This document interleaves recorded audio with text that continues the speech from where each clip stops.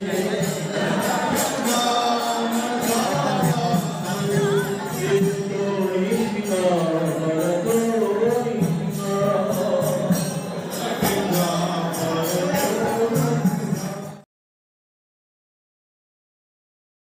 basically, some people have the belief that at one point of the afterlife you become God or become with God, and you said you don't agree with that. So we would say that's one step of understanding that everything ultimately came from God, but that everything has a source. Like there is light now, there is light, but that doesn't mean the sun is present. That would be terrible. নিজের দেশ ছাড়া ভিন্ন দেশে যখন আমরা হিন্দু মন্দির দেখতে পাই, তখন অজান্তেই আমাদের মন এক অভূতপূর্ব আনন্দে ভরে ওঠে। এরকমই দেখা গেছে আফ্রিকাতে। এখানে মন্দিরের ভক্তদের মধ্যে আপনি একজন ভারতীয় দেখতে পাবেন না। মন্দিরের ভক্ত থেকে পূজারী পর্যন্ত সকলেই সেই দেশের অধিবাসী। হ্যাঁ বন্ধুরা, আপনারা ঠিকই ভাবছেন, আফ্রিকাতে কোনো হিন্দু ছাড়াই ধর্মপ্রচার এবং প্রসার লাভ করেছে। এখানে হিন্দু ধর্মপ্রচারে যিনি প্রধান ভূমিকা নিয়েছেন তিনি এই দেশেরই অধিবাসী। আজকের ভিডিওতে গোটা আফ্রিকা জুড়ে হিন্দু ধর্ম কিভাবে আলোড়ন সৃষ্টি করছে সেই সম্পর্কে আপনাদের জানাবো। এটা আপনাদের অবাক করে দেবে, 100% গ্যারেন্টি। তাই ভিডিওটি মন দিয়ে শেষ পর্যন্ত দেখবেন। কমেন্টে জয় শ্রীকৃষ্ণ লিখবেন বন্ধুরা। সকলকে পুরাণ কথা নতুন একটি ভিডিওতে স্বাগত।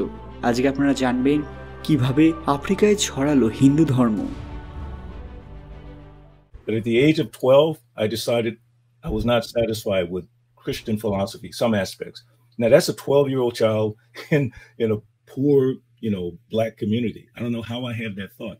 I had one question that nobody could answer.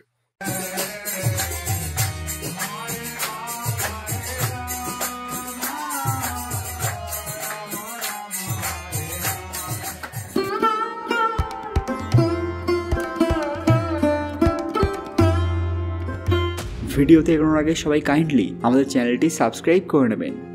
আফ্রিকার পশ্চিমে অবস্থিত একটি খুবই ছোট দেশ ঘানা। এখানে ইসলাম ধর্মের মানুষের সংখ্যা সবচেয়ে বেশি, কিন্তু বর্তমানে এখানে হিন্দু ধর্মের মানুষের সংখ্যা খুবই দ্রুত হারে বৃদ্ধি পাচ্ছে। 2009 সালে ঘানাতে হিন্দু ধর্মের মানুষের সংখ্যা ছিল 12,500 জন। 2010 সালে এই সংখ্যা 25,000-এ পৌঁছে যায়। বর্তমানে ঘানাতে 1.25 লাখেরও বেশি মানুষ হিন্দু। ভারত থেকে অনেক দূরের একটি দেশ হলো ঘানা, যার চারদিকে রয়েছে ইসলামিক কান্ট্রি। এখানকার অধিবাসীরা প্রায় বেশিরভাগই ইসলাম ধর্মাবলম্বী মানুষ। এরকম একটি দেশে হিন্দু ধর্ম দ্রুত হারে ছড়িয়ে পড়া সত্যি আশ্চর্যের বিষয়। এখানে একজন ঘানাবাসী হিন্দু ধর্ম প্রচার এবং প্রসার করেছেন। এ প্রসঙ্গে একটা কথা বলতেই হয়, ঘানাতে যারা বসবাস করেন তাদের পূর্বপুরুষ আফ্রিকান হিন্দুই ছিলেন, যারা কোনোদিন ভারতে আসেননি, আর কোনো ভারতীয় সেখানে কোনোদিন বসবাস করেননি। তারপরেও আফ্রিকার এই অঞ্চলের অধিবাসীরা স্ব-ইচ্ছাতেই হিন্দু ধর্ম গ্রহণ করেছেন এবং তা পালন করছেন। How old is this temple? Oh, this temple.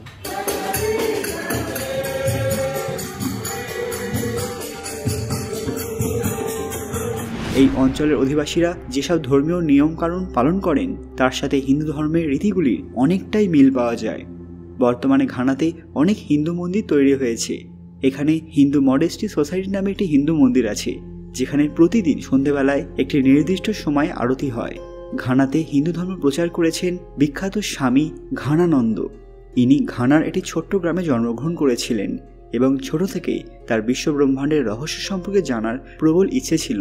স্কুলে তিনি খ্রিস্ট ধর্ম সম্পর্কে জ্ঞান অর্জন করেছিলেন, কিন্তু তার নিজস্ব প্রশ্নের উত্তর তিনি সেখানে পাননি।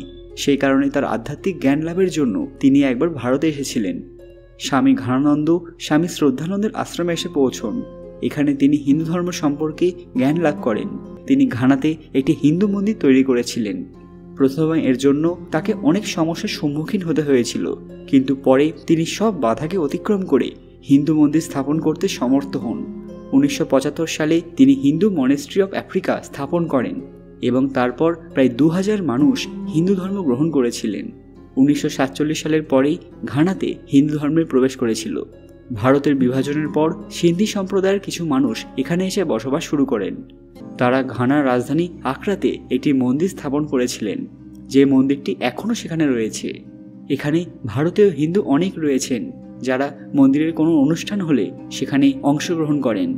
সর্বোপরি সেখানে আফ্রিকান হিন্দুরা ভারতীয়দের সঙ্গে একত্রে এই অনুষ্ঠান পালন করেন।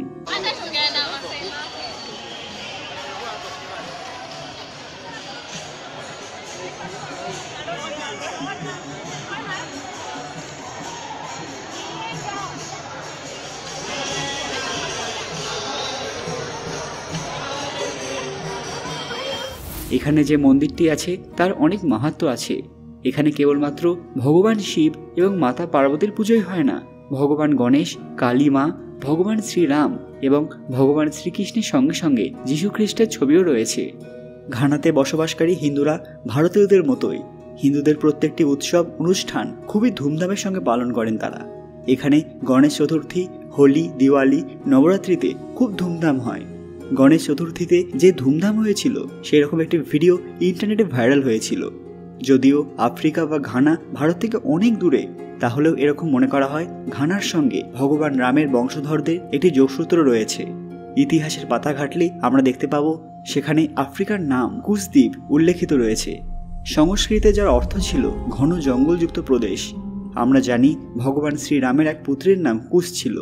এরকম জানা যায় যে আফ্রিকার রাজত্ব স্থাপন এবং শাসনের অধিকার কুশকে দেওয়া হয়েছিল।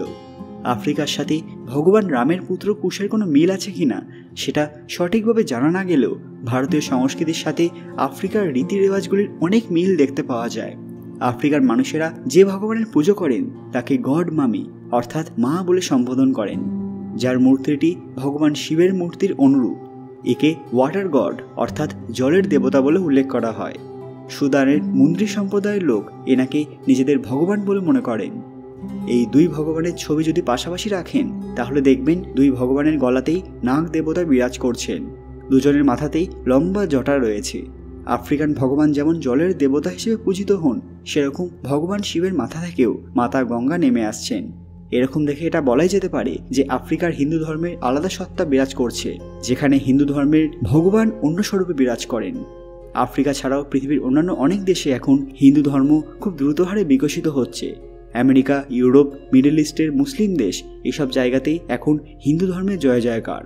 আপনারা কি মনে করেন ভবিষ্যৎ দিনে পৃথিবীতে হিন্দু ধর্মই কি একমাত্র ধর্ম হিসেবে নিজেদের জায়গা করে নিতে পারবে?